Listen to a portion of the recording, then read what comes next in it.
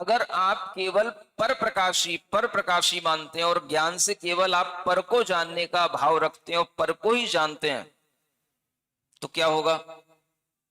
आप कभी स्व को जान पाएंगे? स्व आत्म का कभी संवेदन कर पाएंगे? क्या तुम्हारा ज्ञान तुम्हारे स्व की अनुभूति तुम्हें करा पाएगा? अगर ज्ञान में स्व अवभाषक का गुणधर्म नहीं होगा तो यही गुणधर्म हमारे अंदर विद्यमान है, और इस गुणधर्म को अगर हम महसूस करें तो तभी कर सकते जब हमें पहले स्वीकारता हो, हाँ भाई ज्ञान पर को भी जानता है और ज्ञान स्व को भी जानता है। तो अनादि से हमने क्या मान रखा है? ज्ञान केवल पर को जानता है, इसलिए हम केवल पर को देखते हैं, पर को जानते हैं और पर में ही रमते हैं। हम स्व को न देखते हैं, न स्व को जानते हैं, न स्व में रमने का भाव करते हैं। समझ आ रहा है? यह ज्ञान की रुग्णता को अगर हमें दूर करना है तो हमें स्व अवभाषक जो ज्ञान का गुण है उसकी तरफ हमें अपना दिमाग ले जाना पड़ेगा, और वह बुद्धि जो स्वयं स्व प्रकाशी है उसके अंदर यह विश्वास दिलाना पड़ेगा कि हाँ, मुझे स्व का भी अवभाषण होता है, मुझे स्व का भी ज्ञान होता है। कितनी बड़ी विचित्र बात है, ज्ञान केवल पर को जानता रहे और स्व को न जाने तो वो ज्ञान अपने आप में मूर्छित हो जाएगा, पागल ही हो जाएगा ना। नहीं समझ में आ रहा? जो केवल पर को जाने और स्व को न जाने तो ज्ञान में हमेशा क्या आ रहा है? वो क्या कर रहा है, वो कौन है, उसने क्या किया, वह कैसा है, वह हमेशा दूसरों के लिए जान रहा है, दूसरे को जान रहा है। तो ये ज्ञान की एक रुग्णता है। और ज्ञान का आरोग्यपन क्या है? जब वह स्व आत्म को भी संवेदन करने लग जाता है, स्व का भी अवभाषण करने का भाव कर लेता है। जब आपका सिर दर्द होगा तो सिर दर्द हमेशा दूसरे को जान करके होगा। सुन रहे हो? जो दिन भर रील चलाते रहते हो, इससे आंखें भी दर्द करती हैं, और आंखें दर्द करती हैं तो धीरे धीरे वो दर्द फिर सिर में पहुंच जाता है, तो सिर भी दर्द करता है। क्यों करता है? पर को जानने में वह ज्ञान लगा हुआ है और पर आपकी बुद्धि में घुसता जा रहा है। तो जब तक आपकी बुद्धि में दूसरी चीजें घुसती चली जाएंगी और स्व के लिए स्व में आपका कोई भी ज्ञान का अंश काम नहीं करेगा, तो आपका ज्ञान मूर्छित हो जाएगा, पागल हो जाएगा। मूर्छित होने का मतलब, अब जब आपको वो रील देखने का शौक लग जाएगा तो फिर आप उसी में मूर्छित हो जाएंगे, उसी में मूर्छा आपकी आएगी। उसी को देखने के लिए आप हमेशा अपना समय बर्बाद करेंगे। तो ये ज्ञान की मूर्छा है। अब ये मूर्छा बढ़ गई तो फिर आपको कभी भी सिर दर्द दूर करने के लिए डॉक्टर क्या कहेगा? यूं कहेगा कि भाई मोबाइल चलाते रहना। क्या कहेगा? आंखें थोड़ी देर के लिए बंद रखा करो। अगर समझदार डॉक्टर होगा तो कहेगा आंखों को थोड़ा सा आराम दो, ये मोबाइल चलाना बंद करो।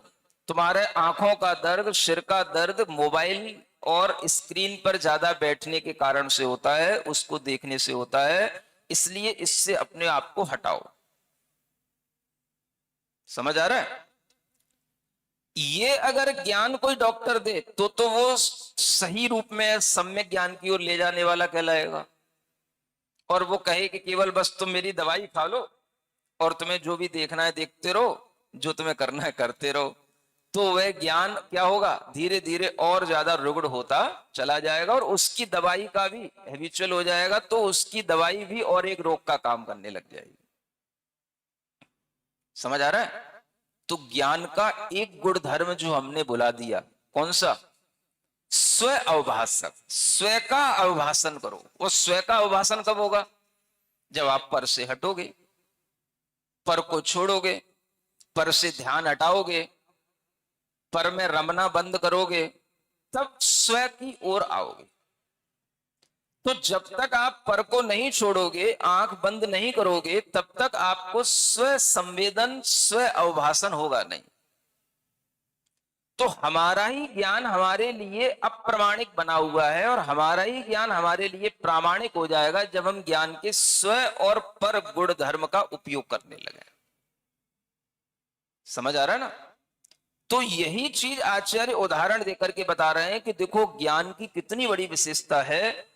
ज्ञान में रोग आ रहा है किसके कारण से? पर परिणति में डूबने के कारण से, पर परिणति में संलग्न रहने के कारण से।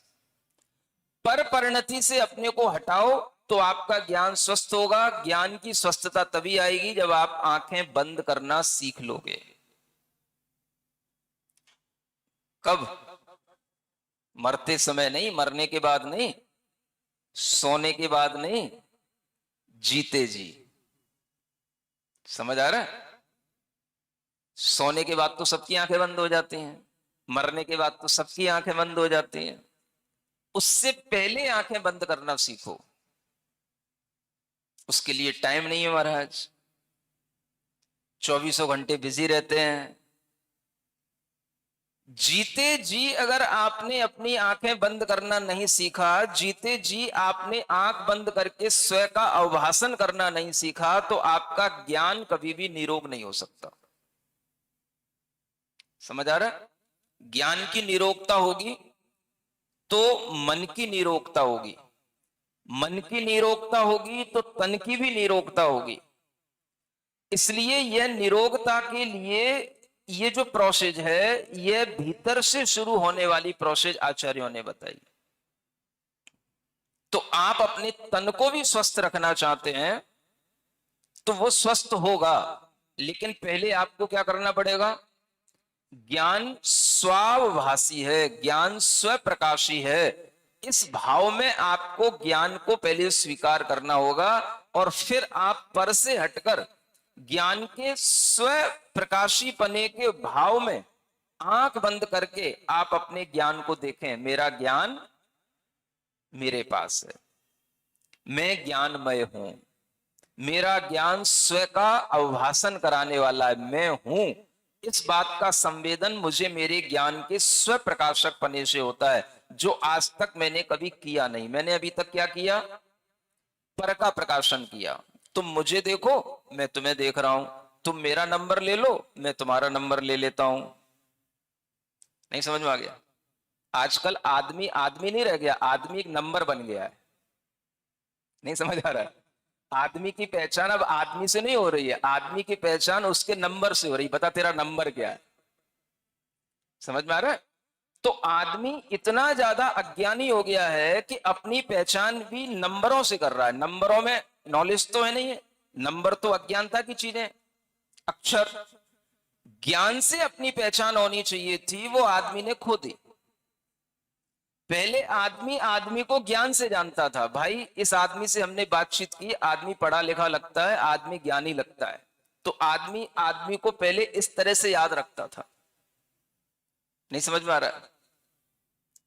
उस जमाने की बात कर रहा हूं जब ये मोबाइल बहुत ज्यादा चलते नहीं थे। तब आदमी आदमी को जानता था, हाँ भाई वो समझदार है। एक आदमी दूसरे आदमी से दूसरे तीसरे आदमी के बारे में पूछता था, भाई बताओ वो आदमी कैसा है तुम्हारी दृष्टि में? तो आदमी कहता था, हाँ भाई एक बार मुझसे मिला था, बातचीत हुई थी, थोड़ा सही तो लग रहा है, आदमी ठीक है, आप भी उससे बात करके देख लेना, हमें भी लगता है वो आदमी ठीक है, इतना फ्रॉड नहीं है, थोड़ा आपको समझ आएगा तो आपके लिए भी अच्छा काम कर सकता है। तो आदमी की पहचान पहले आदमी इस तरह से किया करता था और आदमी से पूछा करता था। तो आदमी की पहचान किससे होती थी? कोई आदमी अगर धोखेबाज है, कोई आदमी झूठ बोलने वाला है, तो पहले आदमी उसके बारे में दूसरे से पूछता था, बताओ भाई मैं अपनी बेटी का विवाह इसके घर में करना चाहता हूं, ये आदमी कैसा है? समझ आ रहा है? पहले आदमी इस तरह से दूसरे आदमी के बारे में पूछता करता था, सही तो है ना, चोरी चपाटी तो नहीं करता, धोखाधड़ी तो नहीं करता। तो जब दूसरा आदमी उसका ज्ञान रखता था तो वो कह देता था कि हाँ ये आदमी ऐसा है। तो आदमी की पहचान पहले उसके ज्ञान से होती थी, हाँ ये ज्ञान इसका कैसा है। आज आदमी की पहचान उसके नंबर से होती है।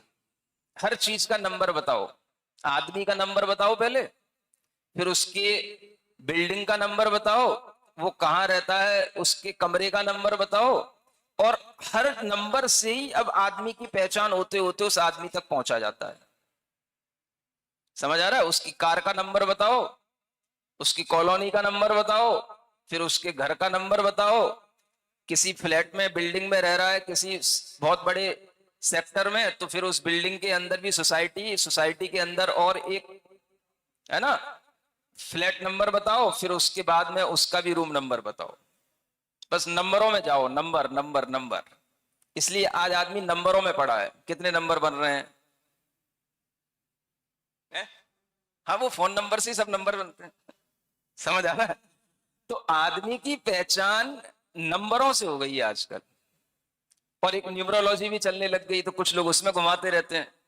बोले तेरे इतने अंक का ये गणित है, इस अंक के साथ तेरा ये भाग्यांक है, इस भाग्यांक के साथ तुझे इन लोगों के साथ खतरा है, ये तेरे दुश्मन है, ये तेरे दोस्त हैं। ये न्यूमरोलॉजी और चल चल पड़ी। समझ आ रहा? तेरी डेट ऑफ बर्थ क्या है बता, मैं तेरा अभी पूरा विज्ञान बता देता हूं कि तेरे साथ कौन खतरनाक लोग हैं और कौन तेरे मित्र लोग हैं। तो हर चीज अब नंबर में चल रहा है, बस नंबरों का गेम भी सब नंबरों में चल रहा है।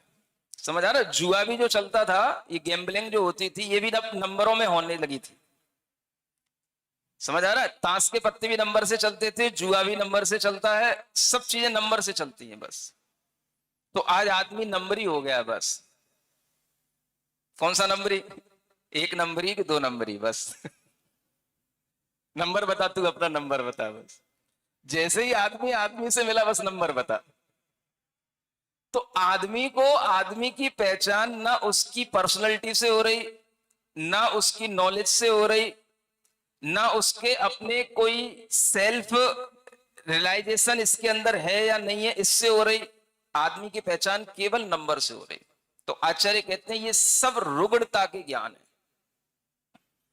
आरोग्य